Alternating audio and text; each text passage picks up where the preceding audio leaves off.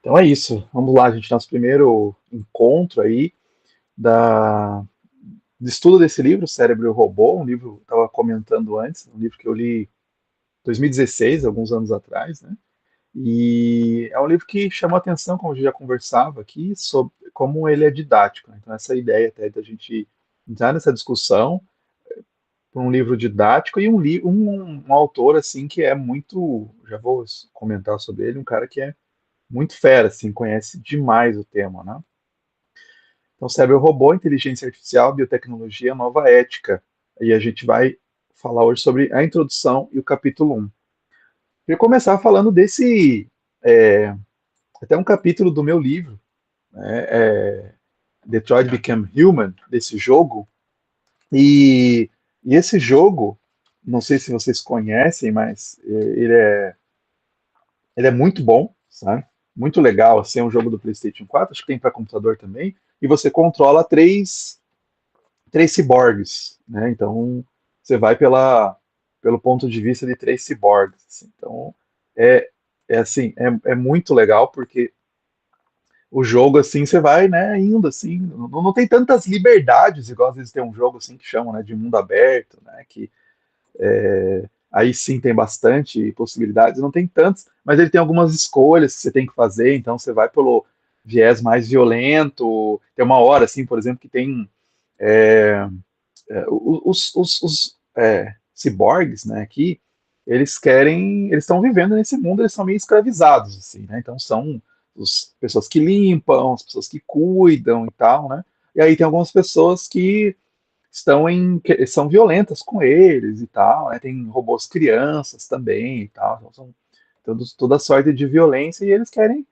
né, se compreender e ser compreendidos e mais liberdade, né, então tem uma hora, inclusive, que chega, tem é, uma passeata, e aí você está lá na passeata e você pode escolher a passeata, né? Eu vou então para ser pacífica, passeata, ou ser violenta. Você decide assim. Então sempre e vai tendo várias ramificações nas escolhas. Você vai tendo várias escolhas. Tem vários finais também e tal. Eu fiz uns três, quatro finais, mas tem acho que uns seis, sete finais assim. Não fiz todos. E então tem bem essa coisa, né, dos direitos, meio que emula a questão dos direitos civis nos Estados Unidos também, né, com essa questão do Malcolm X, que era a violência, né, pela violência, e o Martin Luther King, que era pelo método pacífico, né, e você pode, é bem essa vibe. Mas então discute, né, esse jogo discute essa questão da que eles atingiram, né? Eles ficaram inteligentes, os, os robôs, né? Os ciborgues.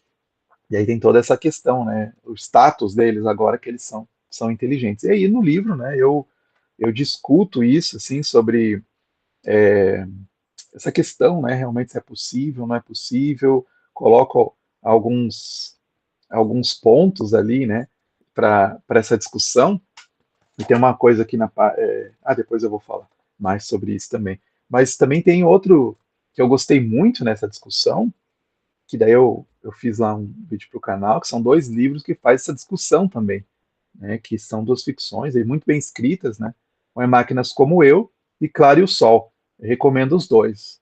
Né? O Máquinas Como Eu é o inglês que escreveu, os dois são inglês, o outro é um imigrante que que cresceu na Inglaterra, mas eles escrevem, né, de um ponto de vista assim, como se fosse uma sociedade distópica, né? E, e os robôs, mas muito próxima da gente, né? Os robôs estão pensando as relações e tal. Então são muito legal assim, né, para você ver as discussões, né, sobre os robôs podem amar, né? Por exemplo, o Claro e o Sol, né? Os robôs podem amar. Inclusive acho que vai sair uma série desse livro muito bom. Eles podem se relacionar, como é que é isso, né, e tal. Então, esse status, eu acho que é uma discussão que está muito forte e o que o nosso amigo João Fernandes Teixeira, ele traz de uma maneira assim muito boa, né? Muito tranquila assim, apesar de ser temas assim bem pesados, né? Quando você vai pesquisar um pouquinho dos conceitos que ele está falando, são, né, bem complexos assim, e ele resume muito bem, assim, isso é muito legal.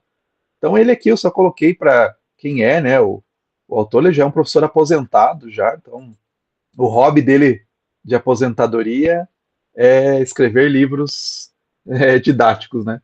Livros que a gente consiga entender esse campo aí da filosofia da mente, que é o campo da onde ele vem, né? Então ele tem graduação em filosofia, depois mestrado em lógica e filosofia da ciência, doutorado nessa área e doutorado na Inglaterra ele já fez, né? E aí depois pós-doutorado com, inclusive, sob a supervisão do Daniel Dennett, aí, né, os apologetas, quem gosta de apologia cristã, né, apologética cristã, conhece, né, o Daniel Dennett como um dos quatro cavaleiros do Apocalipse, né, quatro cavaleiros do ateísmo, né. Só que o Daniel Dennett, na sua área, ele é muito fera, né. A gente pode discordar totalmente, mas é um dos caras aí de filosofia da mente muito fera, assim, né, muito reconhecido, né. Então, o cara que vai estudar filosofia da mente tem que ler ele, né. Então, como eu disse, né, ele foi para a Universidade de São Carlos. Até eu esqueci de perguntar para o Fernando Pasquini se ele chegou a conhecer, porque o Fernando Pasquini foi toda a formação dele lá, né, na Universidade de São Carlos, mas não sei. Aí ele se aposentou em 2016, não sei se o Fernando já estava lá nessa época ou não. Bom, aí, já na introdução, indo para a introdução, né, ele fala, eu não vou passar todo o capítulo, vou passar algumas coisas que chamaram a atenção, que dá até para a gente discutir, né, nessas partes. Uma parte ali ele já fala assim, que essa eu queria refletir bastante até, né, até porque é o meu ponto de estudo, assim, quando eu estou lendo Lewis, né, o Polanyi, Tolkien e tal, que surge esse conceito de tecnociência no século XX, né? Até o próprio Hobsbawm, né, o marxista Hobsbawm, Eric Hobsbawm, historiador, e ele fala no livro dele, Era dos Extremos, né, que é o que trata do século XX, que surge, né, essas tecnociências ali, meados perto da Segunda Guerra e tal, surge esse termo para juntar. Mas, sinceramente, eu nunca tinha visto, eu já tinha lido esse conceito de tecnociência em vários lugares, mas nunca tinha visto essa conceituação, assim, que a tecnologia, quando ela se afasta da ciência e da filosofia, ela se transforma em tecnociência. Eu achei bem curiosa essa,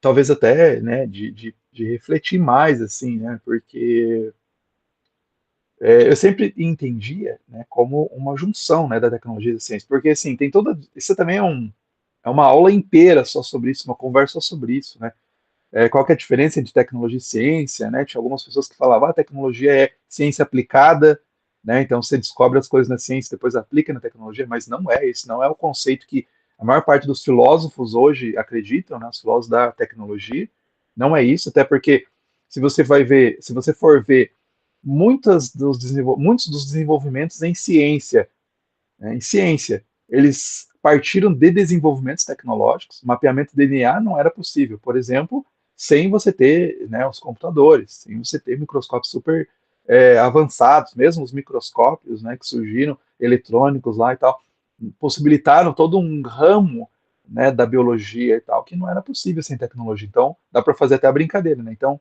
ciência é tecnologia aplicada, né? Também nessa afirmação. Então, não dá para dizer, eles se separam, né? Tem uma separação, tem campos próprios, tem campos de pesquisa separados, mas no século XX tem uma junção que é, né, essa junção que você precisa pesquisar muito questões de materiais, né, a física, né, para você fazer componentes menores, miniaturizados cada vez mais, né, desenvolver. Então tem essa união, assim. Eu sempre entendi como essa união, mas ele está falando assim, né, que se afasta da ciência, da filosofia. Isso causa implicações muito complicadas na questão ética, que eu acho que isso é um dos pontos que é bem legal aqui nesse livro, porque ele vai tratar da questão ética. A gente pode discordar, eu discordo de algumas coisas que ele fala aqui, né, o João Teixeira. Mas essa união, então, de que a gente precisa ter na tecnologia, né, a ética.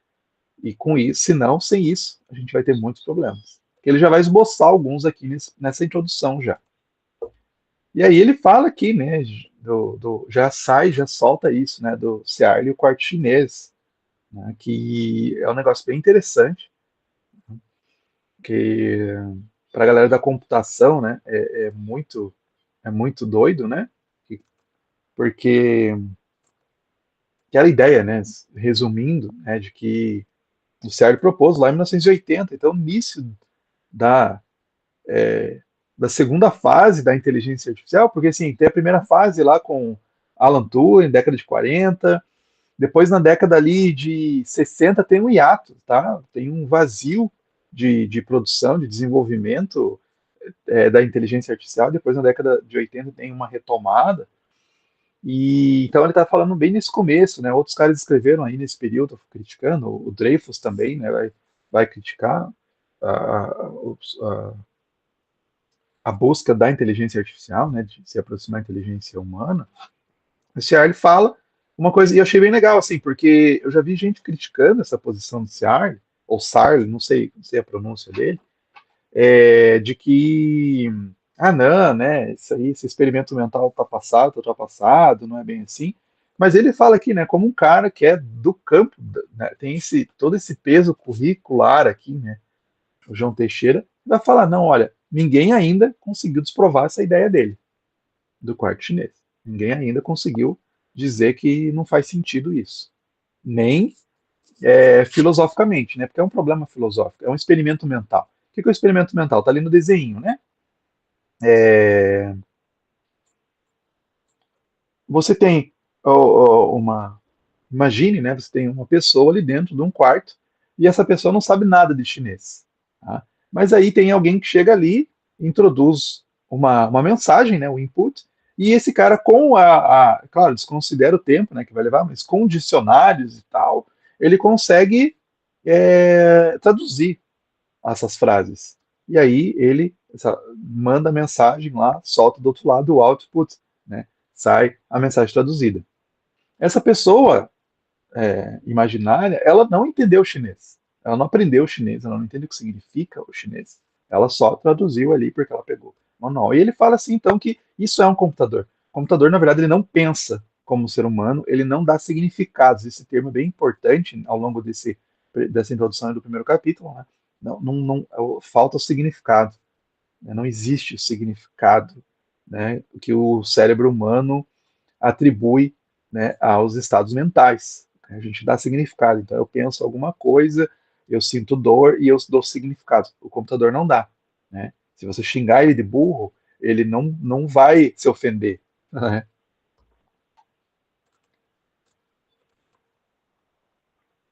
E aí ele menciona esse projeto, que daí eu atualizei aqui, né, procurando, como esse projeto está hoje em dia, né? Porque esse livro do Teixeira aqui, deixa eu confirmar aqui, é 2015. Tá? Então ele fala assim, né, no projeto, esse projeto aí, que a ideia era, Blue Brain, né, construir uma réplica completa do cérebro humano em 15 anos. E aí, né, a gente tem aí hoje que não, né, não deu certo, não conseguiram, né, depois de mais de 15 anos, não deu certo esse projeto, né? Começou em 2009 esse projeto, então até agora nada, né? Não foi construído, né? Agora tem isso aqui, né? Que é interessante, que os caras conseguiram mapear o cérebro da larva da mosca. E eles, daí o aviso aí dá um passo para entender a mente humana, né? Porque os caras conseguiram mapear. Eles não, aquele projeto de mapear todo o cérebro humano, né? Olha, vamos pegar coisa mais leve. Vamos mapear um verme que, né, uma larva que a gente dá conta. Né? Então, assim, aí eu fiz a pesquisa, né, para ver, assim, o tamanho da empreitada, né? O cérebro dessa larva, da mosca de frutas, ela tem uma estrutura de 3.000 neurônios, 3.016 neurônios, e as conexões neurais, né, sinapses, que a gente chama, são na soma de 548 mil. Então, meio milhão aí de conexões, tá? 3.000 neurônios, meio milhão de conexões de sinapses. Agora, o cérebro humano tem 87 bilhões de neurônios.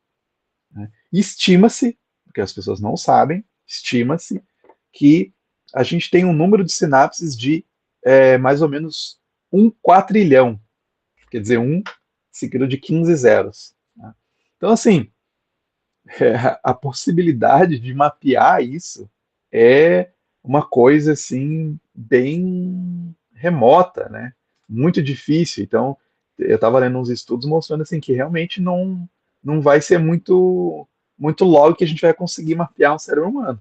E isso não confirma, mesmo que a gente consiga mapear todo o cérebro humano, né?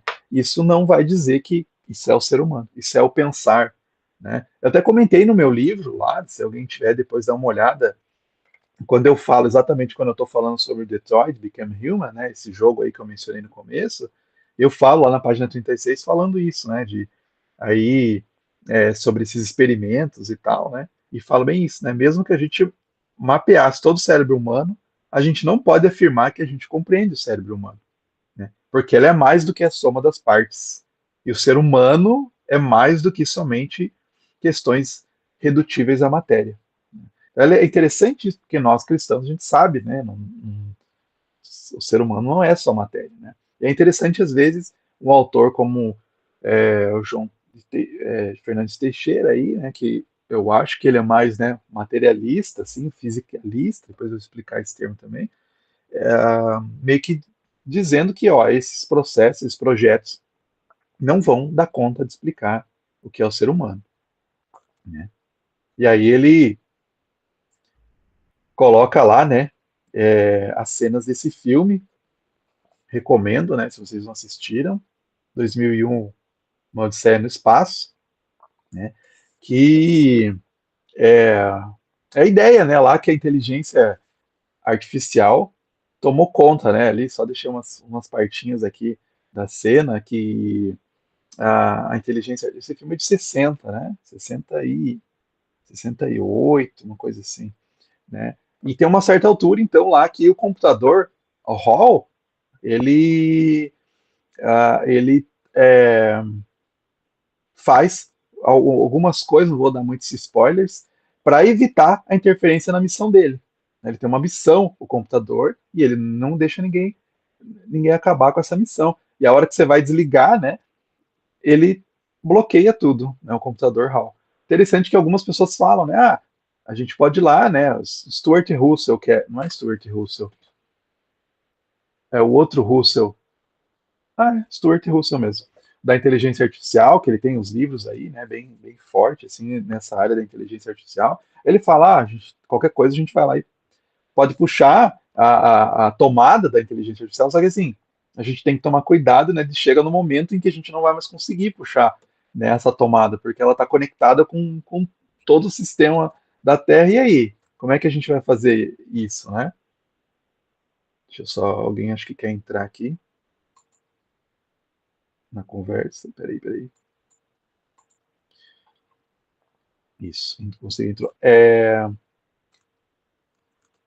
E é interessante, né, esse filme, toda a questão da inteligência artificial, um filme feito na década de 60, né? É legal que, não sei se vocês já perceberam, mas Hall, as iniciais, né, HAL, são exatamente uma letra antes de cada letra que é da IBM, né? H vem antes de I, né?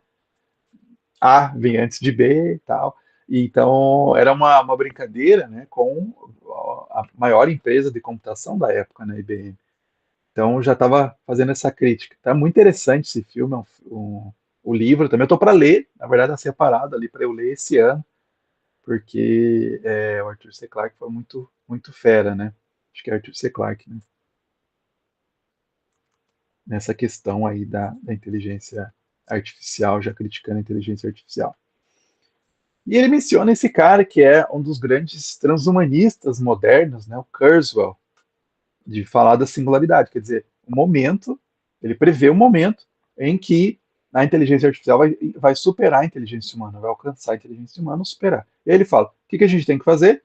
Junte-se a eles. Né? Esse é o que a gente tem que fazer, não dá para a gente ficar parado aqui sem fazer nada, a gente tem que se juntar, baixar nossa mente para um computador e tal, né? E inspirou bastante Matrix, né? As ideias que é mencionada no Matrix, né? A ideia da singularidade e tal. Esse cara é bem louco, né? Ele tem vários, ele ficou bem rico, né? Fazendo invenções. Tem um teclado que é um dos melhores teclados eletrônicos de música, né? Que existe, que é o teclado Cursor. Inclusive tem um na minha igreja, eu até brinco, né, com o pessoal lá.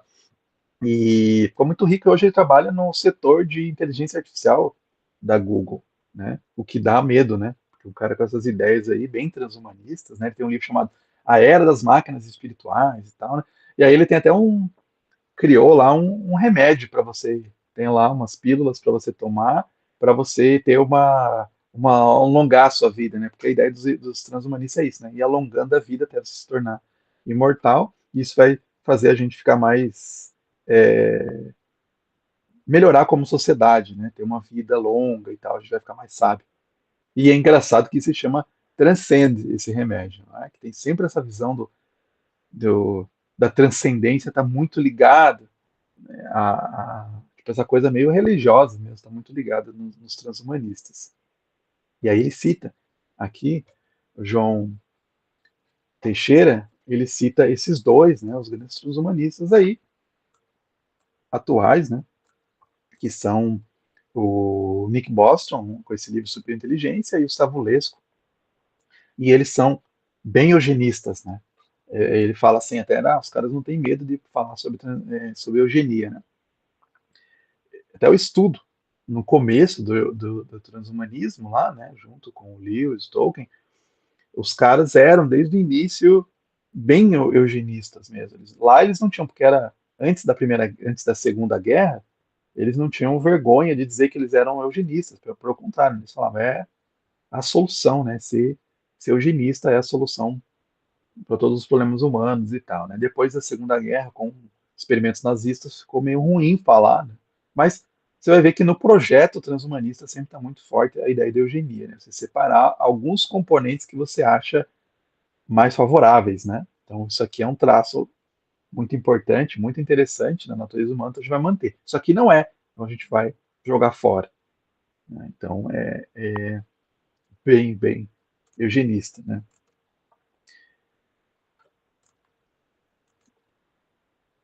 E ali ele entra nesse problema, já anunciando o problema que vai atravessar todo o livro, né? O problema mente-cérebro e a questão da consciência, né? Porque ele fala assim, sem atribuição de significado, não é possível o uso da informação, que é um componente essencial da inteligência. Então ele é meio crítico desses caras que vão falar, né? Que sim, a gente consegue, né, inteligência através das máquinas. Ele falou assim, talvez não seja inteligente, né, as máquinas. Isso que caiu naquele período, lá na década de 60, 70, que a inteligência artificial meio que deu uma parada, assim, né, principalmente na década de 70, porque quando começou, foi formado esse termo, né, inteligência artificial, que era um termo jornalístico, assim, sensacionalista, muita gente torcia o nariz, né, preferiam outros termos, é,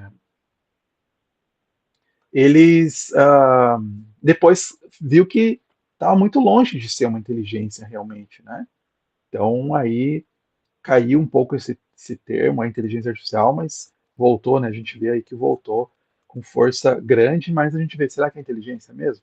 Porque não atribui significado, não entende. É só um repetidor, né? Por exemplo, um chat GPT, né? Ele é um grande produto estatístico, né? Gigante, com um processamento absurdo, mas que não entende, não entende mesmo, né? Não tem atribuição de significado. Esse é o grande ponto, né? Que acho que vai passar por todo o livro, a atribuição de significado.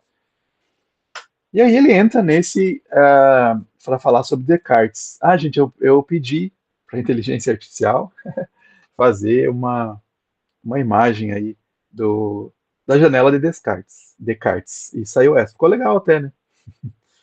E, e o João Teixeira, ele tem uma conexão, assim, até eu quero ler esses outros livros dele, porque ele tem esse estudo, né? Como eu mencionei ali no começo, mostrei a imagem, né? Ele tem esse livro que é até meio recente, Descartes na Era da Informação. Agora ele tem um bem recente desse ano, né? Tava falando com o Daniel Sobol, que ele falou que estava a fim de ler esse livro, né? Imaginação, a invasão da imaginação, a outra face da inteligência artificial, né?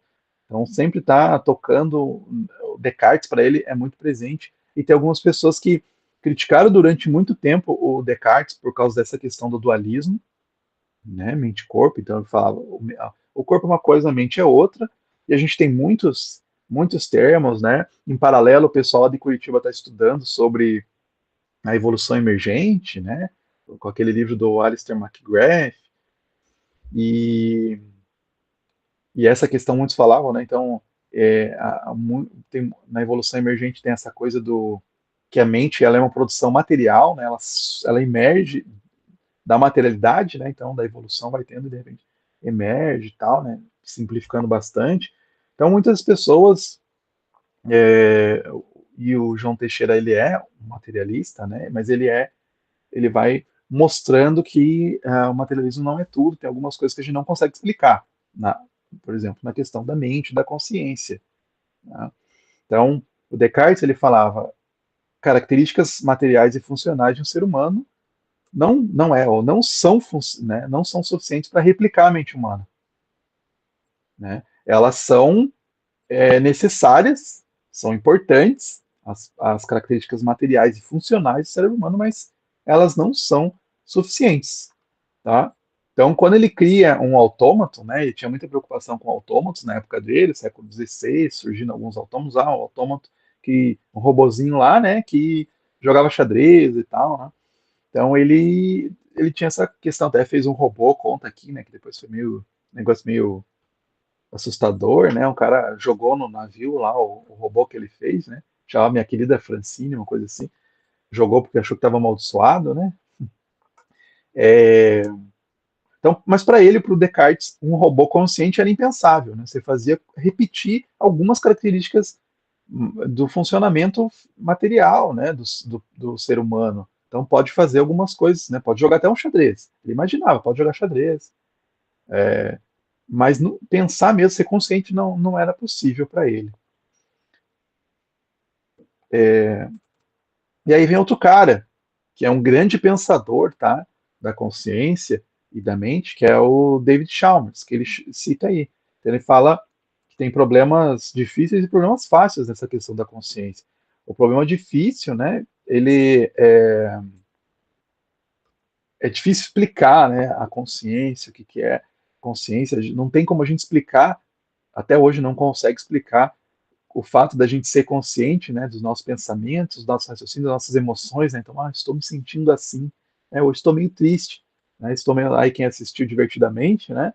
Então, essas coisas, a gente, como que a gente entende isso? Como é que a gente compreende isso? Não tem como explicar, né, isso. E um robô não consegue replicar. A gente não tem a mínima ideia. O David Chalmers falou lá em 96, a gente não tem a mínima ideia do que seja consciência. Inclusive, ele ganhou uma aposta, tá? Ele fez uma aposta em 98, uma caixa de vinho com um amigo neurocientista, e ele ganhou em 2023. Ele falou assim que até lá em 98, ele falou assim, ó, até 2023, a aposta dele, né, a gente não vai ter resolvido os fundamentos neurais da consciência, né? E aí tem todos, né, os fundamentos, quais são os fundamentos, tal, né, toda a discussão. E ele fala, não, a gente não vai ter descoberto ainda até 2023. E o cara falou, não, eu aposto, então apostaram a caixa de vinho. David Chalmers ganhou, né? A gente não tem noção ainda, né? Tem menos noção ainda. Aprendeu um monte, neurociência e tal, né? Mas a gente não tem noção do que seja consciência. Não está explicado, tá? Ele depois publicou tá, os problemas fáceis são esses, que o Descartes tinha falado, isso aqui são as questões materiais, que a gente consegue, as questões funcionais, a gente consegue explicar isso. O raciocínio, como é que funciona o raciocínio, tem aquele livro, né, até gravei um vídeo para o canal, né, é assim que aprendemos. Muito bom, né, a neurociência ajudou a gente a entender como funciona o pensamento humano e tal, a gente consegue, né, então, a memória, a atenção, né, a nossa fragmentação, inclusive, da atenção nesse tempo aí, né, aquele livro, O Foco Roubado, né, fala bastante sobre isso. O Matheus leu, é um livraço, né, pelo jeito, está na minha fila, na minha pilha da vergonha para ler. E a gente consegue explicar. Mas ele tem esse livro mais recente, onde ele fala, o David Chalmers, né, ele fala sobre os mundos virtuais, né, 2022, aí, na verdade, esse livro, e ele reconhece que a realidade virtual não é a mesma coisa que a realidade não virtual, mas ele não considera uma ilusão, ele considera como uma realidade genuína, tá? Então, né, tem coisas lá que funcionam e tal. Então, é um livro que é interessante, assim, de se ler, né? Também nesse sentido de o mundo lá tem algum afeto, né? O mundo virtual a gente vê hoje, a gente sabe, né? O mundo virtual tem impactos no nosso mundo real, né? A gente vê alguma coisa lá e afeta a nossa vida, né? Então, tanto que a gente fica lá, faz uma postagem ou vê alguma coisa que a gente não gostou, a gente fica ansioso na vida real, né? Na vida corporal, né? Então, acho que é interessante de se pensar. Ele chega nessa parte aí, né, que é uma das partes bem complexas, né? A gente estava até conversando no meio de semana aí, né? Sobol, tal, trouxe aí essa questão do hiato explicativo, né? Então, assim, na relação entre mente e corpo, como reunir o mundo subjetivo e objetivo? Como representar a passagem entre o físico e o mental? Né? É um problema para os visualistas, né? Então, como dizer, assim, que eu estou sentindo a dor e cada pessoa sente a dor de uma forma diferente, né? Que é muito interessante isso. Tem aquela questão é, tem vários estudos, né, com gêmeos que passaram pelos mesmos traumas de infância, por exemplo, né? E aí eles crescem e cada um vai ter uma vida diferente. Um vai ficar com aquele trauma, né, com aquele problema na vida, vai ser um problema para ele aquele trauma. O outro totalmente esqueceu. São gêmeos, passaram pelo mesmo evento, né? A Sobol pode conversar depois com a Liz, com a sua esposa, né, sobre isso, que é muito interessante, um assunto muito interessante isso, né, de experimentos de trauma com gêmeos. É o estresse pós, tem estudos assim, né, tem uma sigla, né, estudos pós-traumáticos, né, trauma pós-traumático, não sei como é que é o termo específico lá, que as pessoas têm, né, depois do evento, ele fica com um estresse e tal, né, e aí tem esses estudos com gêmeos para ver isso. Então, cada um tem o mesmo evento, mas ele tem uma resposta mental diferente, né? A gente viu os sentimentos lá, né? A Riley no Divertidamente, né? Como é que ela agia e tal. O pai agia diferente, a mãe agia diferente, cada um, né, tinha uma forma de reagir de formas diferentes, né? Então a dor, né? Aqui tem uma, uma coisa que ele fala, né? Ah, a dor é um disparo nas fibras C, né? Ressaltando que, embora possa ser válida no sentido fisiológico, né? A dor acontece naquela parte do cérebro, isso não nos ajuda a entender como a dor é sentida. Então, às vezes, isso é a limitação dos estudos neurológicos. Isso é muito interessante, tá, gente? Bem interessante isso que ele está falando aqui. Eu não sei que página que, específica que está a citação, não coloquei aqui, mas quando ele está falando bem ali, né, na página 41 e 42, essa explicação do que é o hiato, do hiato explicativo, tá? Eu fui lá e peguei o artigo, a gente postou lá, né, o Daniel Sobol perguntou, né, onde que era o artigo, eu postei lá no grupo, desse artigo aí na verdade, de 83, né, pelo que eu vi, o artigo, e o Joseph Levine, ele fala isso, né, então, ó, ele cita esse exemplo, né, a dor é um disparo nas fibras C, específicas lá, né, no cérebro humano. Mas, tá, você vê neurologicamente, mas sim, duas pessoas vão sentir a dor de forma diferente, né? Então, isso não é suficiente para a gente entender a dor. Então, isso é uma limitação dos estudos neurológicos, e o Fernando é interessante porque ele estudou bastante neurociência também no doutorado dele, e pegou uma versão até, né, a neurociência, porque assim, né, você coloca as pessoas lá, coloca os eletrodos na cabeça da pessoa, vamos estudar a pessoa, como ela aprende, como ela estuda e tal. Mas você vê que isso é bastante limitado também. Ajuda, mas é limitado. Ah, as pessoas reagem dessa forma a uma imagem, mas é muito diferente. Cada pessoa, né, carrega uma bagagem, ela vai reagir de forma diferente, né? Então, é muito interessante. Essa semana eu estava assistindo o filme lá e depois estou lendo o livro. É uma das raras vezes que eu fiz isso, né? Primeiro eu assisti o filme para depois ler o livro. Normalmente faço o contrário, porque o livro sempre é melhor que o filme. Mas estou assistindo, eu assisti a última sessão do Freud, né? Que está acho que está na HBO, né? No Max. E que é uma desculpa, a conversa, né? Entre o Lewis e o Freud. O livro é o Deus em Questão, né? tô lendo ali, já estou num um terço do livro, muito interessante. E aí tem essa coisa, né, da psicologia e tal, que ajuda bastante, né, psicologia e tal, mas tem muitos lugares, assim, tem muitos hiatos, né, que a gente não consegue explicar qual que é a conexão disso que a pessoa está sentindo o, com a mente dele, né, com a parte subjetiva. A parte objetiva é isso aqui, eu sei muito bem, mas e a parte objetiva? Então, por isso você tem terapia e tal, né, para entender os traumas, né? E você vai tentando compreender e tal, ter uma autocompreensão, né? Mas se você colocar sob o escrutínio do microscópio, você não vai ter essa resposta.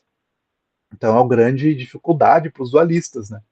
Que vão falar mente e o corpo separado, mas aonde que tem essa ligação? Onde que tem esse pulo? Por isso que é o termo hiato explicativo. Não tem uma explicação. Não existe essa explicação. O Levine falou no 82, 83, né? Mas até hoje a gente continua, né, sem explicação e provavelmente a gente não sei se a gente vai ter essa explicação.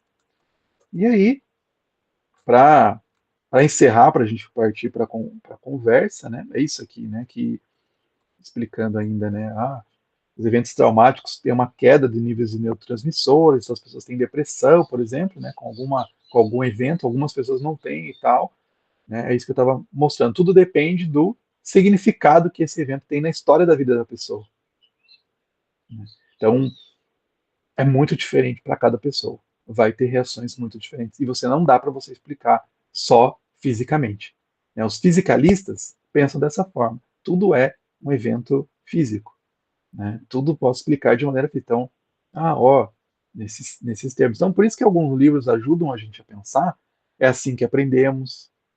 Tem gente que criticou, a gente estava até conversando, o Daniel Sobol, desculpa te expor aqui, Sobol, ele não gosta do Daniel Siegel, que é o livro lá, o cara que fala sobre crianças, né? A mente do adolescente, o cérebro do adolescente e tal, esses, né? Eu gosto. O Sobol falou, né, que ele é simplista e tal, algumas coisas, estava conversando, mas tem muita gente que não gosta porque ele é um cara meio fisicalista, né? Ele não é cristão, né? Mas eu gosto dos livros dele, mas tem essa limitação, porque para ele tudo é uma questão física. Tem o cérebro e tal, mas tudo é muito ligado assim aos neurotransmissores, essa coisa, tudo muito racional, né? Não tem nada espiritual, né? Não tem essa coisa, né? O poder da oração que pode mudar, essa questão espiritual que a gente tem, tal, né? Não tem. Então é uma limitação muito grande que esses caras não conseguem explicar, né? Que é, o Descartes mesmo, ele vai ter um livro que ele vai falar sobre as emoções, né? As pessoas falam, né? Ele é totalmente dualista, mas ele fala sobre as emoções. Ele tem um livro, também é um livro que eu quero ler sobre sentimentos e emoções, inteiro que ele fala sobre emoções, sobre essas coisas.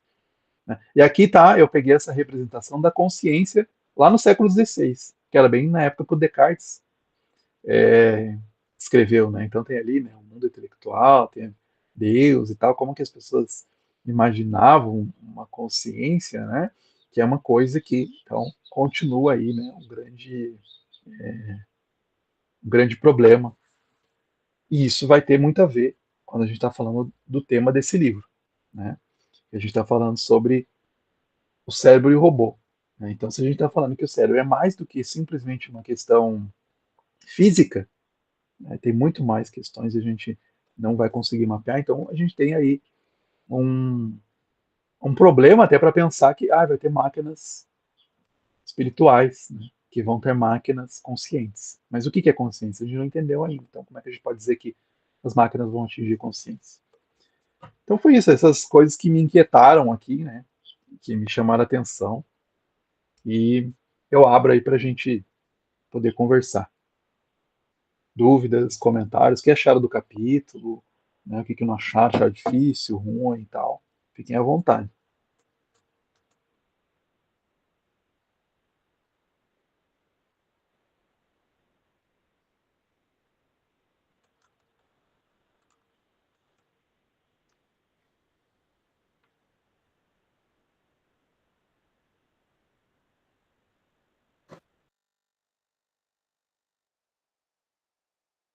Para começar, obrigado pela sua iniciativa, né, Luiz Adriano? Você já está há tantos anos lidando com com os temas de tecnologia, e do mesmo jeito que o autor se aposentou e foi fazer livro didático, você já tem feito, você tem essa pegada de fazer a coisa se tornar didática, especialmente por esse livro, né? Me impressionou bastante que antes, duas coisas me impressionaram bastante, que foram o prefácio e a introdução do livro, fazem uma abrangência sobre o que ele vai falar e sobre o estado que ele está vendo, de como está a, a filosofia da área, que me cativou, sabe? Porque ele fala de uma forma tão simples e tão abrangente. Mas depois, ele falar da forma como ele falou de Descartes, eu não esperava que ele fosse começar por ali. Eu achei que ele ia começar pelo Alan Turing, né? E ele começou pelo Descartes. Nossa, tem um monte de coisa aí que eu preciso, né? Que eu sou bastante ignorante da área, né? Que eu preciso conhecer. E eu estava achando que você estava falando do David Chalmers, né? Eu estava pensando que era o Alan Chalmers da ciência, né? Ele pergunta o que é ciência, mas daí eu estou separando as coisas agora. E de fato, né? Teve um curso da ABC2 que foi o Bruno com a Esther que fizeram, que foi sobre a mente, né? E daí o Bruno, que é psicólogo, estava falando sobre como é que nós vamos estudar a mente.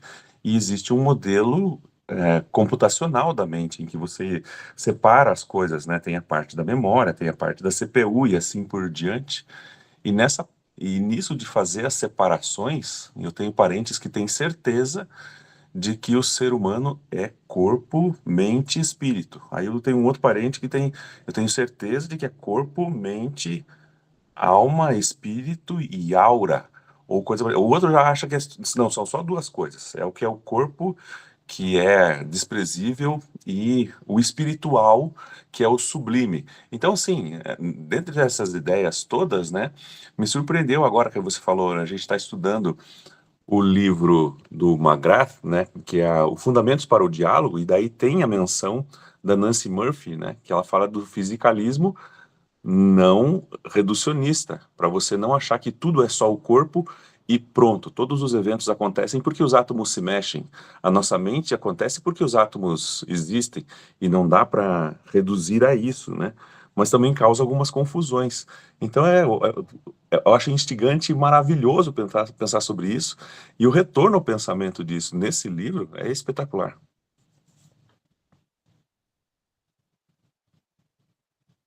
Tô louco para pegar o seu livro agora, porque eu tenho o seu livro, tá sem o seu autógrafo ainda, hein? É, e você estava mencionando um pouco mais no livro sobre os jogos. Quando você começou a falar do jogo, cara, eu acho que eu não entendi direito, quero saber um pouco mais. Mas tem lá no livro, eu vou lá para perguntar pro livro primeiro. Leia lá, leia lá. Então, essa inquietação, né, sobre robôs e tal, inteligência, é legal, assim, porque quem que é um cara, né, que eu vou trazer mais ainda no futuro, né, escrever mais coisas, que bem na época que estava saindo o Alan Turing, né, e tal, era o Michael Polanyi, e ele tem até reuniões porque o Michael Polanyi e o Alan Turing, eles faziam parte do mesmo departamento, tá? Na mesma universidade, não o mesmo departamento, mesma universidade, lá em Manchester, os dois eram lá. E aí tinha reuniões que devia ser muito divertido, né, as reuniões entre eles, assim, tinha uns caras falando sobre a possibilidade de uma máquina pensar, né? E aí o Alan Turing falava, o Michael Polanyi falava, não, nunca vai ser possível pensar, né? Ele usava o exemplo de fazer pão, né, que eu uso também, de andar de bicicleta, e falava já esse exemplo, olha, não consegue fazer, né? Não consegue coisas mecânicas, né? Fazer um pão. Vai conseguir fazer um pão? Vai conseguir, mas você vai saber que vai fazer sempre daquele jeito, né, não vai ser, não vai ter o conhecimento tácito, né? Que o Polanyi tanto falava, né? O que falta é esse conhecimento tácito, né? Então, o Polanyi foi um cara que falou bastante sobre consciência, né? Tanto que tem um livro publicado lá pela editora, fugiu agora, fugiu o nome da editora, depois eu vejo, mas que ele chama de filósofos da consciência, né? Tem vários autores ali, e o Polanyi é o filósofo da consciência. Agora eu fiquei com uma pulga atrás da orelha nessa editora.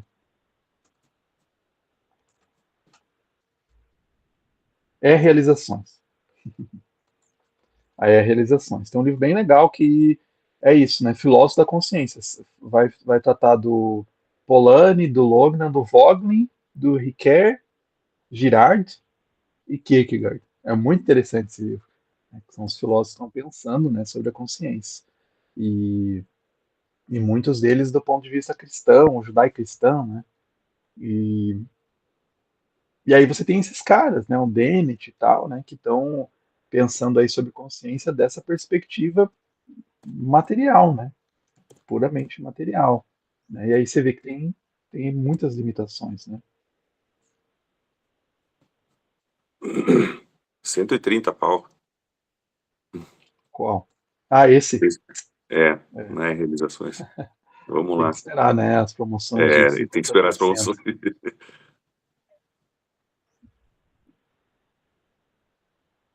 Eu comprei faz tempo, não li, mas comprei faz tempo. Li umas partes, né? Eu, eu li a parte do Michael Polanyi, eu já li. O professor tem 30% de desconto, hein, no site. Pois é, eu acho que agora 40 por causa do dia do professor. É, Ah, você falou, eu tenho o livro e não li ainda. Então, eu larguei a fé, abandonei a fé e depois, no meu retorno, no meu novo encontro, no meu verdadeiro encontro que aconteceu, eu fiquei muito mexido de que eu precisava estar em contato com pessoas que pensassem, que lessem e tudo mais.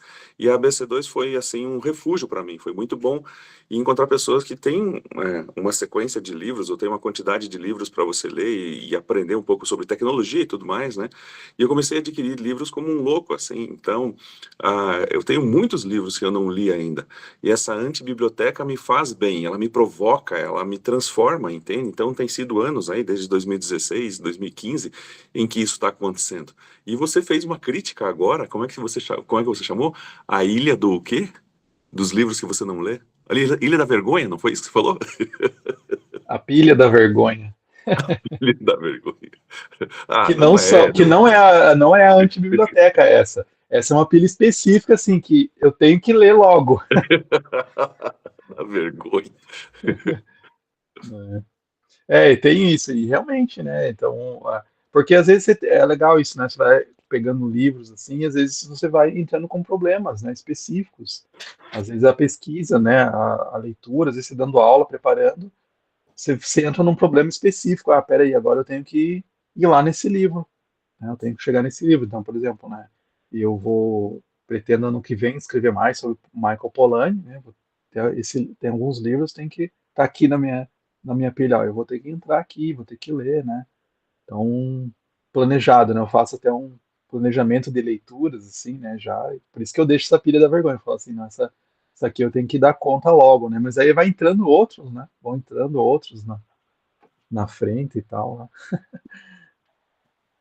Mas o Arthur levantou a mão? Fala Sim, aí. sim, é um comentário, na verdade. Vocês estão me ouvindo bem? Estão me ouvindo? Sim, estamos Se ouvindo. minha cachorra latir no fundo, não tenho muito controle sobre isso aí, enfim. É um comentário, na verdade, que quando eu li essa parte, eu lembrei de um livro do Andy Crouch, eu esqueci o nome do livro, mas é aquele que ele fala sobre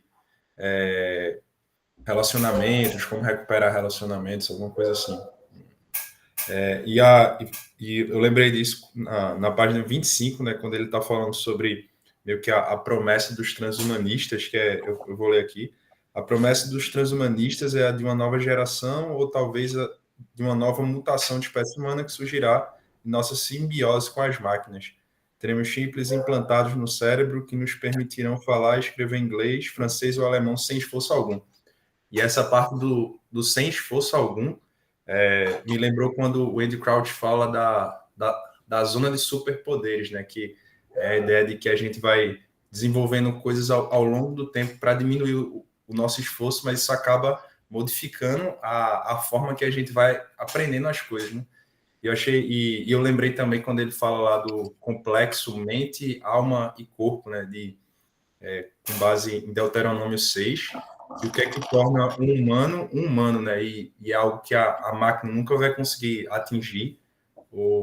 E a gente tem perdido essa capacidade ao longo do tempo, né? E eu estava até refletindo esses dias sobre, por exemplo, com todo respeito a quem faz, por exemplo, musculação, que é engraçado, né? Que, tipo, para você fazer exercícios físicos, pelo menos um tempo atrás, assim, ou até hoje tem alguns esportes que faz isso, a gente meio que foi perdendo a capacidade de movimentos multiarticulados, né? Porque na academia, numa musculação, você consegue isolar músculos específicos do corpo para treinar, enquanto em outros esportes, por exemplo, ginástica, você trabalha o seu corpo mais completo do que a própria musculação, né? E aí isso me fez refletir sobre isso, né? Sobre a capacidade que a gente vai perdendo ao longo do tempo por conta dessa falta de esforço que a gente vai removendo pelas máquinas, por exemplo. As máquinas substituírem partes do nosso corpo, né? Aí eu fiquei pensando nisso. Esse livro, quando eu li, ele... Sempre que eu leio alguma coisa envolvendo tecnologia, eu lembro do Andy Crouch. Bem legal. Andy Crouch é um querido da gente aqui. A gente gosta bastante dele, eu gosto bastante dele. Aquele livro, né, do Família Tecnologicamente Sábia, acho que é isso, né? Sabedoria Digital para a Família. Foi um livro assim que foi muito mudou bastante coisa assim para mim, né, quando eu li ele. Foi um dos primeiros livros também que eu li cristãos assim, né? Não tinha traduzido, agora a gente tem traduzido, que é muito bom, né? Tem um novo, né, dele mais recente, não sei se é isso que você falou, A Vida que Buscamos, não sei se é esse que você se referiu. Então, que também continua, né, tecnologia e tal, mas um pouco mais atual, as filhas já crescidas e tal, né? E é muito bom, né, a pegada dele. E realmente isso, né? Essa coisa que a gente busca o mundo sem. Alguém falou, né? Isso que a gente busca o mundo sem fricção, né? Acho que foi o próprio Byung-Chul Han. A gente busca um mundo sem muitos problemas. A gente quer sempre parar e ficar. O liso, ele fala, né? O Byung-Chul Han, o liso. A gente quer sempre assim. Então, a gente usa tecnologia porque a gente não quer fazer as coisas. A gente quer fazer cada vez menos coisas, né? Então, a gente vai fazendo, criando tecnologia, colocando tecnologia na nossa vida. Isso é o transhumanismo, né? O transhumanismo, para mim, tipo aquele meio caminho que tem lá naquele filme do robozinho lá, o Wall-E, né? Os caras lá assim sentados, não caminham, né? E a comida, é muito complicado mastigar uma comida, então é líquido, né? É muito complicado se relacionar com as pessoas. Então tem uma tela na minha frente, né? E de repente surge lá, né? A cor mudou agora, a cor da moda é azul. Então todo mundo clica, compra, todo mundo vira azul, né? Então, é, eu acho que é mais isso que vai nos levar ao transhumanismo, né? Essa mentalidade transhumanista de facilidade, de evitar a fricção, né? De evitar a face, de inventar, de evitar, né? O corporal, o físico, a fisicalidade, né? Que você vê assim, os transhumanistas sempre foram isso. Eles são muito críticos do físico desde o início, assim, tipo, eles eram até chamados de gnósticos, né? Porque a matéria para eles é ruim. Então tem que evitar a matéria. E eu tenho que a evolução é quando, né, o meu cérebro não tiver mais contato com a fisicalidade, né? Eu estiver lá no lugar, se eu, né, o futuro é eu baixar minha mente para um cérebro, para um computador e pronto, né? Eu estou vivendo na rede, não tenho as limitações mais físicas, né? Então, o que é, né, bem irônico, né? Porque eles são materialistas, né? Os transhumanistas. É bem Isso interessante. é interessante porque eu trabalho com inteligência artificial, tipo, num contexto de mercado. E uma coisa que eu tenho percebido assim é bem... E é mais forte do que eu imaginava, que é, por exemplo, sempre que tem... Antigamente, quando você queria resolver problemas assim usando inteligência artificial, você tinha que rotular os seus dados à mão, tinha que ter todo um processo de preparação para poder treinar uma inteligência artificial. E hoje em dia, a resposta de qualquer líder técnico assim é: não, a gente usa um API do chat GPT para resolver esse problema. Então, o próprio esforço de rotular dados na própria atividade de inteligência artificial é algo que está ficando para trás também pela facilidade de você usar algo que já sabe bastante, né? É meio triste. A gente perde o encantamento, né? Quando você vê o bebê começando a balbuciar, né, e vai crescendo, ele começa a falar mamãe, papai, a emoção que cria dentro do lar é um encantamento. Nessa mesma página que você falou, Arthur, da página 25, o autor fala assim: ouviremos música através de um ouvido interno, da mesma forma que falamos sem pronunciar as palavras, através de uma voz que está dentro da nossa cabeça e que chamamos de consciência. Isso me lembrou o Ghost in the Shell, né? Que nesse filme, ou no desenho, não sei se é no desenho, no anime, que eles saem para fazer alguma incursão ou para precisar fazer um ataque, alguma coisa assim, eles vão conversando entre eles só na mente. Tem uma hora que eles se encontram ao redor de o lugar está planejado holograficamente, eles ficam conversando sobre aqui a gente faz o ataque e tal, e eles estão com a boca fechada.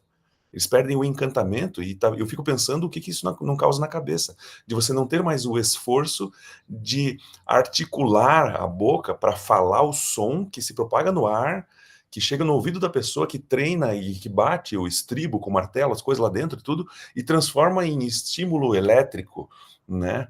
É assustador. É assustador, é o que a gente já está fazendo, na verdade, né? Não precisamos pensar num futuro em que, nossa, e a gente vai ficar, vamos ser todos mudinhos, não vai precisar nem falar, pensa que legal. Mas é que a gente já está fazendo essas coisas,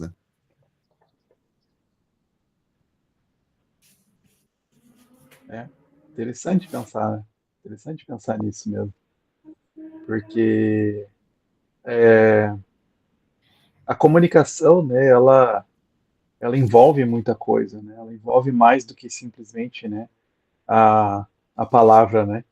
Então, eu acho que o problema é isso, né, na internet, e as falhas de comunicação na internet acontecem. Até escrevi um artigo lá, né, na nos Mundos, debates incorporados, né? Porque a gente falta, né, essa corporalidade nos debates na internet, na conversa na internet. Então, você não tem toda a expressão corporal que você tem, né? Então, é, a gente dá significação, né? Eu estou falando bastante sobre significado aqui, né? A gente dá significação para como a pessoa fala. Até tem aquela brincadeira que sempre falam, né? Não é o que você falou, mas é a maneira como você falou. A ênfase que você coloca que está ausente na comunicação online, né? A ênfase, não tem como colocar ênfase. Às vezes eu posso colocar um emoji, no máximo, né? E é muito interessante ter citado o Ghost in the Shell, que é muito fera, né? Aquele Fantasma do Futuro, né? O Marco estaria feliz da gente estar citando aqui hoje, né? Mas o Ghost in the Shell ele é muito doido, até porque no final desse desenho, né? Desse anime que é o Fantasma do Futuro, ele tem umas partes bem cristãs, né? Ele cita ali Coríntios, tal, né? É muito doido assim no final. E para mim que fica a lição é que aquilo ali deu errado, não faltou alguma coisa, né? Inclusive, né, essa ideia é bem cartesiana também, né, do Ghost in the Shell, né, ou pelo menos uma interpretação de Descartes, né, de que o que importa é o nosso cérebro, né, então o que importa ser é, penso logo existo, né, tem até aquele meme brincando, né, Descartes descobrindo que tem pessoas que não pensam, mas existem, e ele pira. É, mas que é mais do que isso, né? Lá no Ghost in the Shell tem essa coisa, tá faltando alguma coisa. Tem vários, na verdade, esses desenhos que tem aquele Sword Art Online também, né? Que é o cara vivendo numa espécie de um metaverso. Tem tudo isso, assim, tá faltando alguma coisa. Só a minha parte mental não dá conta da realidade, né? Falta alguma coisa para dar mais significado, mais profundidade. Eu acho interessante que muitos desses desenhos meus, eles não são cristãos, né? Não tem essa visão cristã de mundo, cosmovisão cristã, eles acabam colocando essa dúvida. Mesmo naquele filme Transcendência, que eu recomendo demais, tá? Para ver aqui, para nossa discussão, né? Eu nem sei onde que tem agora, Transcendência. Deixa eu dar uma olhada aqui. É um filmaço, O gente. Johnny Tem gente Depp. que. Isso. Tem gente que não gostou do filme, mas se você vai assistir com essa visão que a gente está aqui discutindo, pior que só tem para alugar. Não tem para. Não tem nenhum streaming. Mas se você for ver assim a discussão que tem, para mim ela tem uma discussão assim que fica esse questionamento. Será? Será que baixar a mente para o computador será a mesma coisa? É a evolução e a gente vai ser as mesmas pessoas? Sempre fica esse questionamento. E me parece sim, não, não é. Tem episódio do Black Mirror também, né? Tem aquele episódio que o cara morre e a esposa pega e ressuscita ele assim com as memórias que ele usava muito nas redes sociais. Então ela pega e baixa as informações das redes sociais dele, coloca nesse novo corpo aí que ela pega a fórmula, compra vem pelo correio, né, a fórmula para ele fazer um novo corpo e tal, né? E aí também fica esse questionamento, mas falta alguma coisa, não é o mesmo marido que ela tinha antes, não é o mesmo cara que ela tinha antes, né? Então esse questionamento fica bem forte.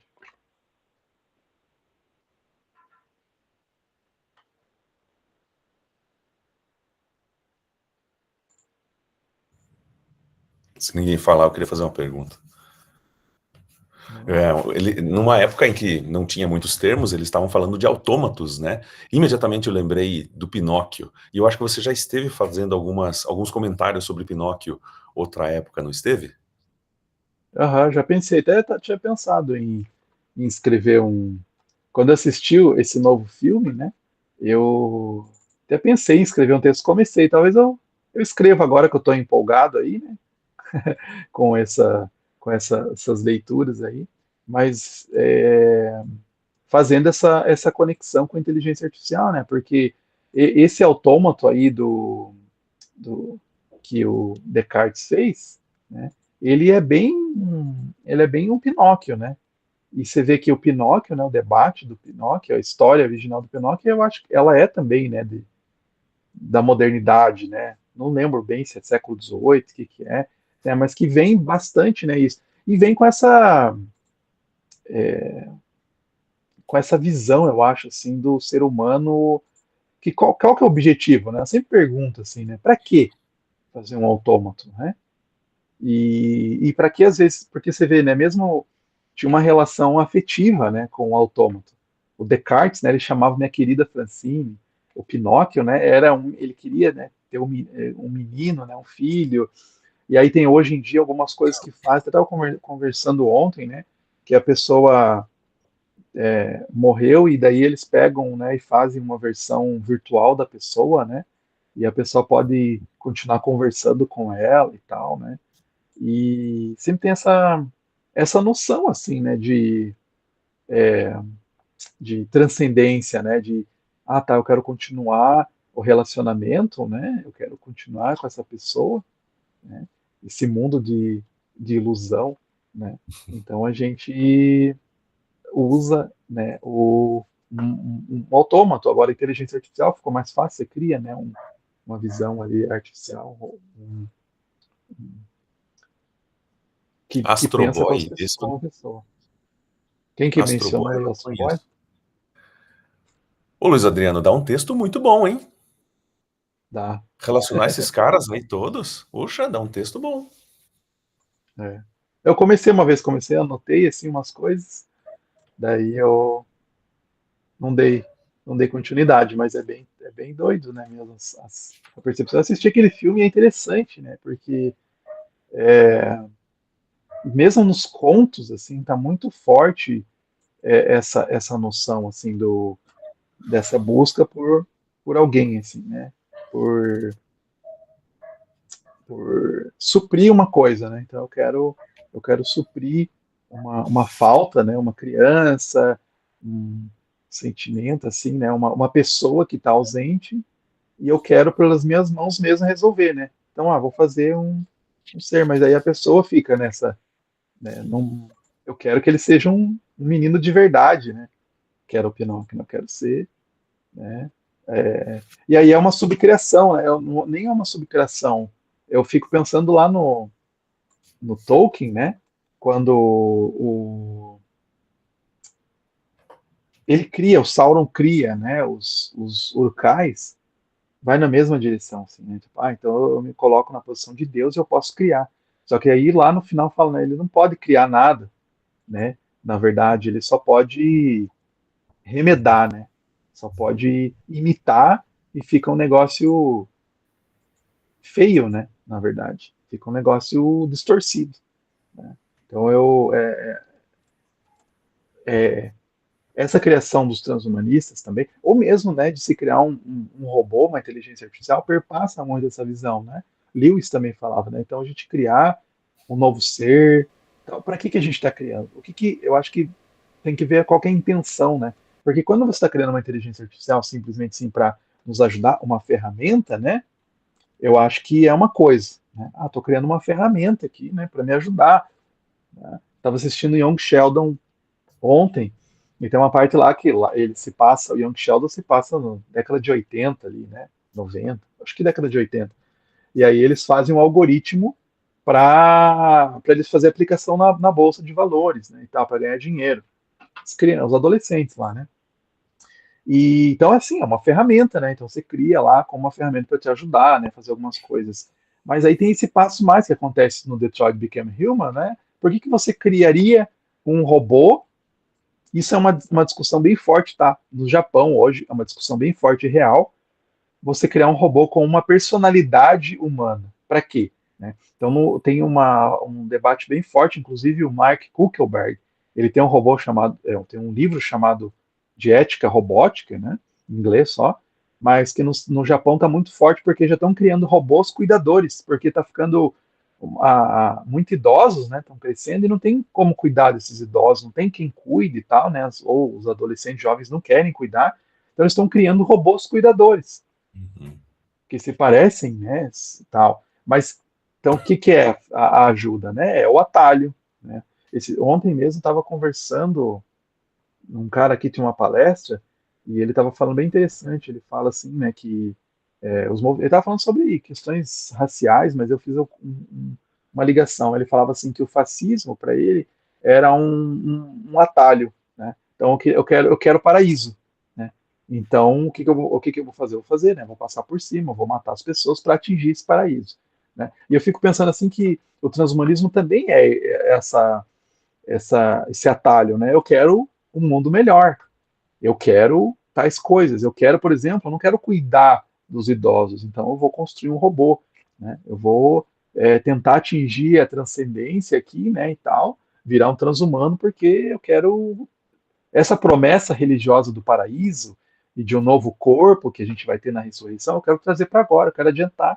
É um corta-caminho, corta-queijo, né, que a gente quer. Então, e você vê assim, né, então, nessa preocupação, né, dessa substituição da criação da natureza mesmo, né, criada por Deus, que a gente quer dar um jeitinho, né? Então, criar um ser, criar um autômato, criar um robô para cuidar dos velhinhos. Né?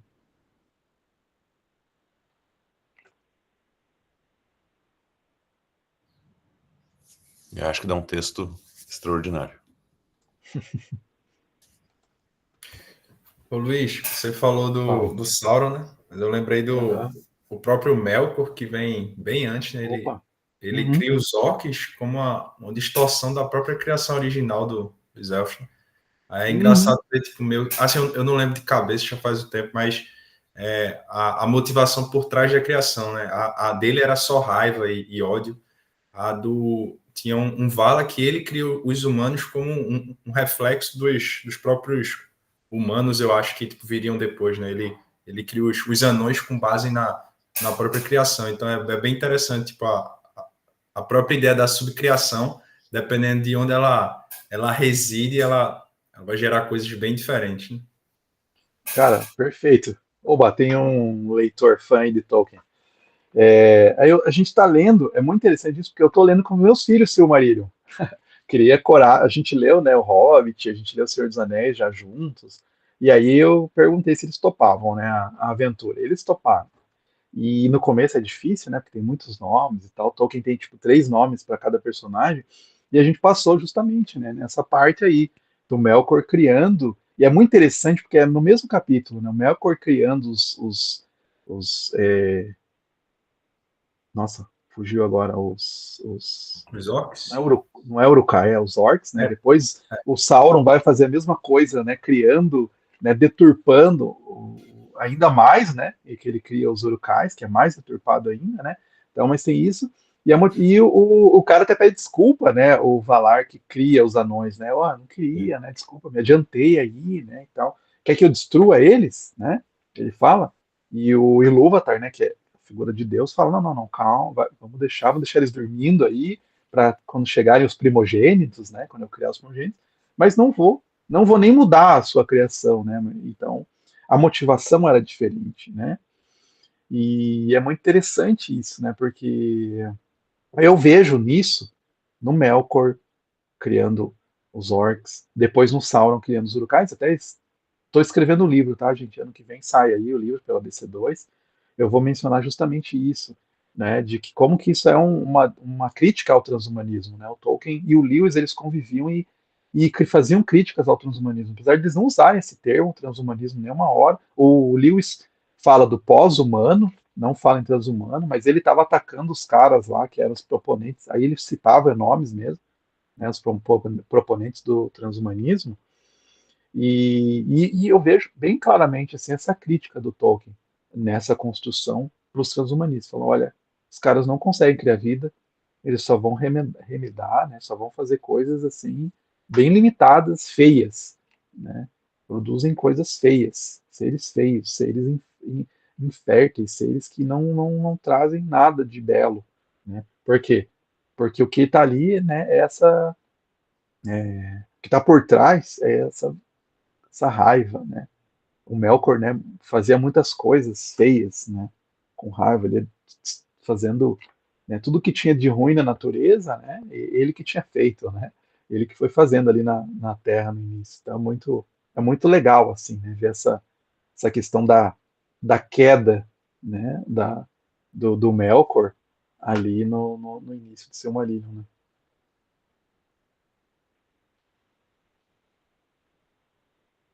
deu até vontade de reler agora o livro. Eu tô lendo numa edição Ah, é a nova, né? Da nova, com os Bonita ela. desenhos, né? Com mais desenhos, assim, então fica bem legal até para ilustrar, né? Para as crianças, Sim. assim, você vai lendo. São muito bonitas as ilustrações, né? Então tem a cada, sei lá, 5, 10 páginas tem uma ilustração, assim.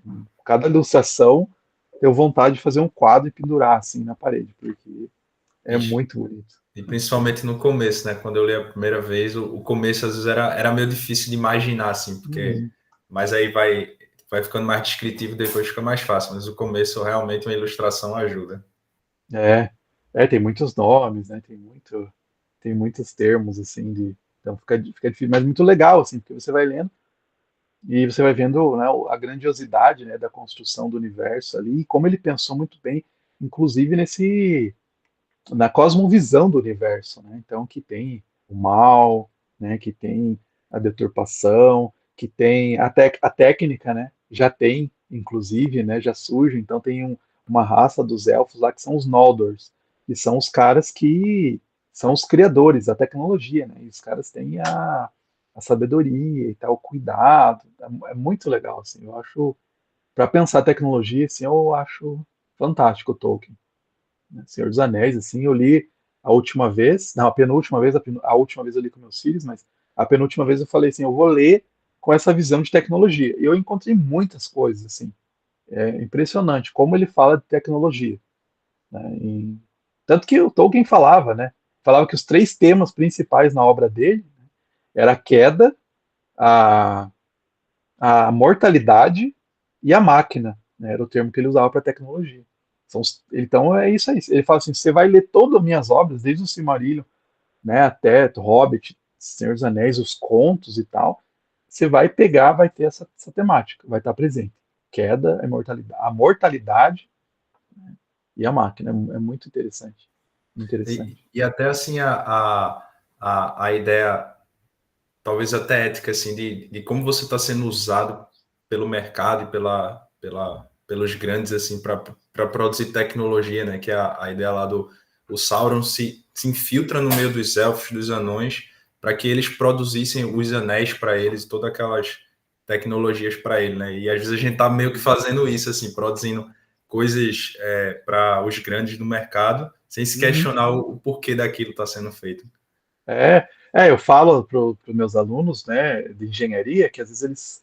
Primeira coisa que eu falo, né, essa discussão que é bem cara, a filosofia da tecnologia, que a tecnologia não é neutra, né? E aí vocês estão, eu falo para os meus alunos, né, vocês estão estudando filosofia, estão estudando questões de ética, por isso, né, para você, porque assim, os Noldor lá, os elfos, né, eles eram excelentes no que eles faziam, mas eles não pensaram nas implicações éticas de fazer um anel, né, que tinha poderes tão grandes, né? E o cara usa a sabedoria deles, né, o conhecimento deles, para produzir um anel que controla tudo, né?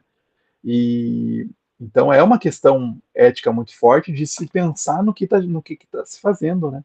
No que a gente está fazendo. Então, pensar nisso aqui, né? O João Teixeira aqui nos ajuda a pensar, né? Ah, estou produzindo uma inteligência artificial que vai ser consciente. Esse é o objetivo, né?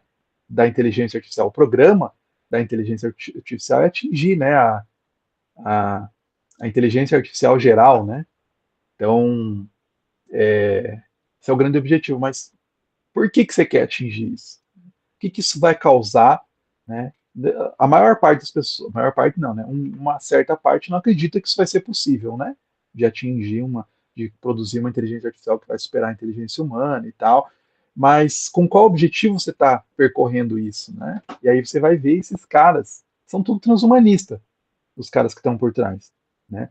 Kurzweil, aí, né, o Elon Musk escreveu um texto lá para um dos mundos falando isso, né? Os caras são profundamente transhumanistas, a visão de mundo deles é transhumanista. E a gente está aqui entregando, né? Aqui a nossa sabedoria, nosso conhecimento, digamos assim, né? Engenheiros aí e tal, entregando, ó, não só engenheiros, porque tem psicólogos trabalhando também, né? Lá para os caras, tem galera de humanos, toma aqui, né? Faça o que você quiser com isso, né? Com esse conhecimento. Né? Então Os nossos dados, né? Toma aí de graça, usa bem.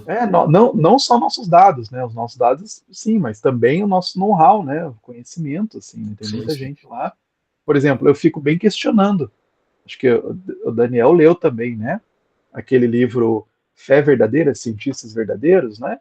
E tem um capítulo lá que é de uma cristã, são vários cristãos, né? Bem legal esse livro, cada capítulo. E tem uma autora lá, que é a Pickard, não lembro o primeiro nome dela, que acho que é esse o nome dela, que ela trabalha no Vale do Silício, é cristã, mas ela trabalha com a tecnologia persuasiva, né, lá. Então, e aí ela fala toda a questão, né, e tal. Deixa eu pegar aqui só para mencionar certinho. Peraí. Já ia perguntar, eu procurei aqui na Amazon, mas não sei se foi É esse aqui, lançado. Verdadeiros. O livro é esse aqui. Ah, tá. Verdadeiros Cientistas, Fé Verdadeira. Pickard, o capítulo. Tem até aqui umas anotações que eu fiz. Deixa eu ver qual que é o capítulo específico aqui. Bem legal esse capítulo. Rosa, é o capítulo 19. Rosalind Pickard, construindo tecnologia com emoção. Então ela vai trabalhar, sim, com, né, tentar introduzir essa questão. Ela fala é bem legal, cada capítulo fala sobre a caminhada, né, para se tornar cristão e tal, assim, né, desses engenheiros. E ela trabalha com essa questão de criar sensores para melhorar questões de saúde e tal, né? E também tecnologia para ajudar as pessoas a comunicar expressões faciais. Então ela tem uma boa intenção, assim, mas assim, a Shoshana Zuboff, naquele livro Capital, A Era do Capitalismo de Vigilância, ela critica Pickard, inclusive, nesse sentido de assim, tipo, você está pesquisando uma coisa bem interessante, mas você está dando para esses caras no Vale do Silício. Por exemplo, essa questão das expressões faciais, né? Hoje a gente sabe que é muito usado. Por exemplo, se você está usando uma rede social, ou tá, você pode. O celular está captando isso, não sei se todo celular, mas no iPhone foi comprovado isso, que ele fica, na verdade, a câmera ligada praticamente sempre, né? E ela fica capturando suas expressões faciais. Então ela vai entendendo as nossas expressões faciais, isso ajuda na captação de dados, né? Então, você está lá lendo uma informação, você não precisa nem clicar, né, no post e tal, mas pela expressão facial, a inteligência artificial está entendendo que você gosta ou não, né, daquela, está tendo raiva ou o que você está tendo com relação àquilo. Então, assim, é uma questão problemática nesse sentido de você, o que você está pesquisando, né? Os caras que assistiram Oppenheimer, nossa, fazendo um monte de conexão, desculpa, gente, pirando aqui. Quem assistiu Oppenheimer, né? Os caras falam assim, por que vocês vão publicar esse artigo aqui que possibilita a criação da bomba atômica? Guarda, é um momento muito ruim de publicar isso aqui. Ah, mas em nome da ciência, né, e tal, a gente vai publicar isso aqui. E aí depois você vê, né? Os caras todos com a consciência pesada do que eles criaram. Todos não, né? Alguns não. Mas né, no filme coloca nessa questão moral, né, de o que os cientistas fizeram, né? Então, às vezes, o cientista que não tem essa moralidade, né, ou essa visão, assim, vai e entrega, né, essas armas, assim, digamos, para o inimigo, né. Então, por isso que eu acho que precisa de ética. E acho que é importante, né, estudar filosofia, estudar ética para engenharia, né, tem que ter, para pensar no que a gente está fazendo. Desculpa a digressão. Eu entrei no mestrado recente, até fazer a minha primeira participação pública aqui agora no grupo, e o meu tema de pesquisa no momento tem começado a ser sobre explicabilidade de inteligência artificial. E ouvindo vocês falando sobre a questão da ética envolvida, essa questão dos modelos black box rodando por detrás, quando a gente menos espera, eu fico pensando sobre essas possibilidades também. Porque, querendo ou não, a gente entende que nós precisamos ser sinceros e verdadeiros, principalmente quando estamos falando de dados. Querendo ou não, existe uma série de regras e legislação envolvida agora sobre isso. Eu queria saber o que vocês acham sobre essa questão também. Como vocês enxergam, por exemplo, pensando que, ainda mais quando a gente está falando sobre a possibilidade das pessoas quererem embutir em si toda essa questão dessa tecnologia, como vocês pensam sobre essa questão de explicar para alguém o que está acontecendo, por que está acontecendo? Que nem vocês conversaram no começo, falando sobre nós não conseguimos explicar o que é consciência, mas de alguma forma nós tentamos explicar o que a tecnologia está fazendo, mesmo que seja através das regras básicas, da sequência dos atos que nós estamos executando, mas quando vocês pensam sobre a questão dessa transhumanismo, como vocês explicam para alguém que está começando agora?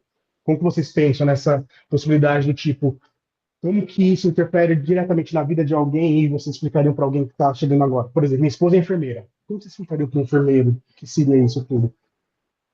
Não sei se ficou claro minha pergunta, eu viajei demais também. Eu estou cuidando de criança ao mesmo tempo que eu falo, então está meio confuso na minha cabeça aqui. Parabéns pelo você que passou lá, né, no mestrado, né? Parabéns. Fui eu. Entrei agora. Graças legal. a Deus. Muito bom. E, inclusive, segunda-feira fica o convite, terça-feira, na verdade, eu vou falar sobre o meu livro para um grupo, mas é aberto para todo mundo, né? Mas partiu o convite lá do grupo. A gente tem um grupo de cristãos na cultura pop. E aí, terça-feira, às 8 horas, vou transmitir lá até pelo YouTube. Vou falar um pouco sobre isso, um pouco mais. Já deixando aqui que vai ser essa ideia do transhumanismo está entre nós, né? E a grande busca, né, do transhumanismo é básico, assim, né, essa diferença, e como autores não cristãos também criticam, né, essa posição, tá? Por exemplo, o Michael Sandel é um cara que deixa muito claro os posicionamentos, né, bem legal, assim, ele também é bem didático. E a posição, né, do transhumanismo é isso, assim, é transcender as limitações do ser humano. Quais são essas limitações? Aí você pode falar várias, né? Pode falar, a gente só pode estar num lugar ao mesmo tempo, a gente tem um tempo de vida específico, né? A gente pode viver ali 70, 100 anos, né? Então, a gente quer superar isso, quero viver mais, talvez até me tornar imortal. Eu quero, né, que o meu cérebro esteja conectado em vários lugares ao mesmo tempo, eu posso estar em vários lugares ao mesmo tempo. Então, é superar essas limitações, né? E, e aí, quais são os limites, né? Para a medicina, por exemplo, né? E tal. E aonde que está um limite? É difícil traçar uma regra, né? Ah, isso aqui passou daqui é transhumano, daqui não é transhumano. A gente leu, né? O Schatzer, aí a gente vários encontros, né? O Schatzer falava muito isso, né? Falava assim, ah, a gente com os nossos smartwatches já está caminhando para um mundo transhumano, né? Porque a gente está medindo tudo e tal, né? Algumas tecnologias estão nos preparando para nos tornarmos transhumanos. O Michael Sandel, ele coloca essa limitação, outros também colocam, é muito interessante. Eu gosto muito, assim. Onde está o limite? É assim, essa mudança ou essa operação, ela está trazendo novamente o funcionamento normal, está restabelecendo o funcionamento normal daquele órgão, ou está melhorando ele, né, para alguma coisa que não era, né, o propósito daquele órgão. Então, por exemplo, vou fazer uma operação de catarata, vou fazer uma operação de grau de miopia, eu vou restituir como era o funcionamento do meu órgão, né? Como eu enxergava, como eu devia enxergar, naturalmente. Agora, eu vou fazer para enxergar no escuro, fazer uma operação para enxergar no escuro. Opa, o órgão não foi feito para isso, né? A gente não tem. E talvez tenha uma sabedoria natural, o Michael Sandel não é cristão, né? Então, natural, de evolução, mas a gente pode dizer, né, na criação, tem uma sabedoria criacional que nos fez que a gente não devia enxergar no escuro. Não sei por quê, a gente não consegue explicar o que é consciência, como é que a gente vai explicar essas coisas, né? Talvez tenha alguma coisa, né? Talvez se eu enxergar no escuro, vai ser ruim para eu dormir, né? Vai afetar alguma coisa no meu cérebro que vai dar uma caca, né? Então, acho que é isso, assim, a gente não sabe por que a gente está mexendo. Ah, então, né, eu tenho uma parte lá no cérebro que está responsável pela depressão. Então, ou eu vou lá, o Savulesco, que é um dos autores que ele cita aqui no livro, né, ele é um cara assim, a gente sabe a parte do cérebro que está responsável pela moralidade. Então, eu vou lá e vou mexer nessa parte para deixar as pessoas mais morais. Ele propõe isso, tá? Eu escrevi um artigo, inclusive, com um amigo do direito, que é contra os melhoramentos morais, a gente escreveu e foi publicado numa revista A1, foi bem legal, assim, a gente ficou bem surpreso, assim, de ser publicado numa revista de ética, e foi bem aceito o artigo, assim, tal, não teve nem muitas edições, assim, né, para fazer críticas, foi bem positivo, assim. E a gente propõe, assim, a gente foi contra os melhoramentos cognitivos que esses caras savolescos da vida estão propondo, né, é uma furada isso que eles estão propondo, mas eles propõem, né? O cara aí, ó, vamos melhorar, tal. A gente não entende o que é consciência, a gente não entende como o funcionamento do cérebro é completo. Como é que a gente vai fazendo isso? Ah, esse é o perigo do transhumanismo, né? Então, é isso que a gente tem que apresentar, né, com esse perigo. Se respondi totalmente. Mas a gente vai ter mais oportunidade de discutir isso aí também. Não respondeu sim, deu para dar uma bela noção. E vou pensar em ideias aqui para tentar agregar também nesse artigo que eu vou ter que escrever depois. Mas muito obrigado, viu, pessoal? Legal. Mas, Guilherme, você estava falando da explicação, o termo, o como explicar. Qual foi a sua pergunta, assim? Você falou, Então, por no exemplo, meu caso, por exemplo, o meu contato com o transhumanismo veio muito do que eu li no grupo agora, que eu entrei sim. no grupo no finalzinho do ano passado, então muito do que eu li.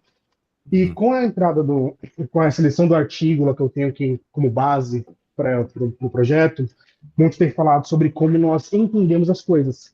Então, vai falar sobre, por exemplo, a explicabilidade como sei lá, um modelo de classificação de artigos, um NLP básico por cima de algum modelo, explica por que que uma revisão dentro do IMDb, por exemplo, é classificado como negativo ou positivo. E dentro desse artigo ele fala muito sobre como nós humanos entendemos as coisas, como nós aprendemos as coisas. Então eu fiquei pensando, poxa, como nós estamos tentando de certa forma entender e nós não temos como comprovar e explicar como nós aprendemos ou por que que acontece alguma coisa diretamente dentro da cabeça, porque a consciência que nos fez tomar uma determinada decisão ainda não pode ser explicada ou nunca será explicada, dependendo do jeito que você queira pensar. Fiquei pensando como que isso se vincularia com aquilo que eu estou estudando agora. Então, como no artigo, por exemplo, ele fala, olha, é muito subjetiva a tomar decisão em determinados momentos. Então, da mesma forma, para uma inteligência artificial, dependendo da forma na qual foi criada, é como se a gente estivesse brincando com a intuição também. Não nos mesmos níveis, mas é como se a gente estivesse jogando qualquer coisa para eles, e respondesse qualquer coisa e a gente assumisse como sendo verdade. Então ele comenta um pouco nesse artigo que eu comecei a ler sobre essa questão do quanto nós confiamos demais na máquina, simplesmente por ser uma máquina. E eu achei interessante essa questão de como nós não conseguimos nem mesmo nos explicar, e muitas vezes nós duvidamos das nossas próprias decisões em diversos momentos. O termo que eles escreveram, eu não lembro agora em português, é o over-reliance, a super confiança na máquina. Eu fiquei pensando nessa questão também, porque nós estamos atribuindo à máquina dever coisas que são somente nossas, e isso será um problema depois. Então, é nisso que eu achei interessante, esse vínculo daquilo que vocês conversaram durante, tanto sobre o livro, quanto agora durante a conversa, com aquilo que eu tenho começado a estudar também. Foi nesse sentido. Tá, eu acho que o Polanyi, com o conhecimento prévio, né, aquilo que você já tem montado na sua cabeça para você começar a sua vida, do tipo, a gente precisa explicar para a máquina como é que ela faz para olhar para uma face e reconhecer a pessoa. Isso não é fácil de se fazer. Entretanto, o bebê olha para a mamãe e ele já sabe que é a mamãe. Ele reconhece. A gente faz tão automático que para explicarmos para a máquina como que passa por isso. O que é uma explicação, né? A gente se perguntar o que é uma explicação. Se você não leu esse livro aqui ainda, né, de Fundamentos para o Diálogo, no capítulo 3 ele tem uma menção ali de algumas páginas sobre o que significa explicar. Acho que merece. Sabemos mais do que podemos explicar. Interessante, né? Qual é o nome do livro mesmo? Coisa, Pode repetir, desculpa. Como que é? O nome do livro? O nome do livro que você mencionou agora? Fundamentos para o Diálogo, de Ciência e Religião. Perfeito, vou anotar aqui. Do Alistair.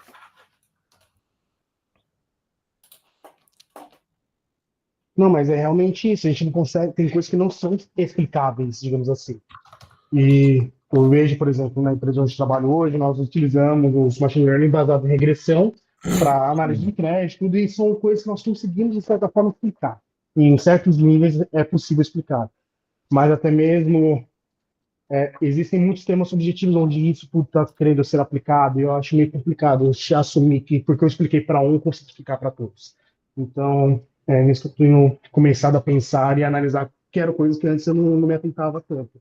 Mas é muito bom saber que existem alguns comentários muito mais fáceis para a gente começar a pensar sobre isso. Uhum. Agora o livro está caro, ele dá 40 e poucos. É um livro que fica mais barato, normalmente 26, 23 reais, dependendo da promoção, né? Eu deixei aí o link. É um livraço. Livraço. Valeu. Bom, gente, vamos encerrando já, 11h15. A gente vai ter outros encontros, você vai ver, vamos voltar esses temas, né? Porque vão até ter capítulos específicos que vão falar sobre transhumanismo e tal, né?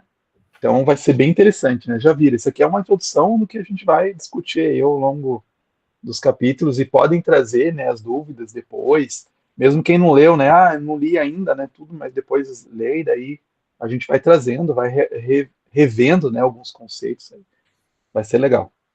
Vai tá massa, dá pano para manga mesmo. Então beleza, gente. Então acho que a gente fica por aqui hoje. Grava, que tá gravado, depois eu posto lá no grupo. Obrigado a presença de vocês, muito bom estar nesse sábado começando assim de uma maneira tão legal, discutindo essas coisas. Abraço então para todo mundo. Obrigado, Valeu, pessoal. pessoal. Tchau. Bom dia, tchau, tchau. Valeu, pessoal. Tchau, tchau.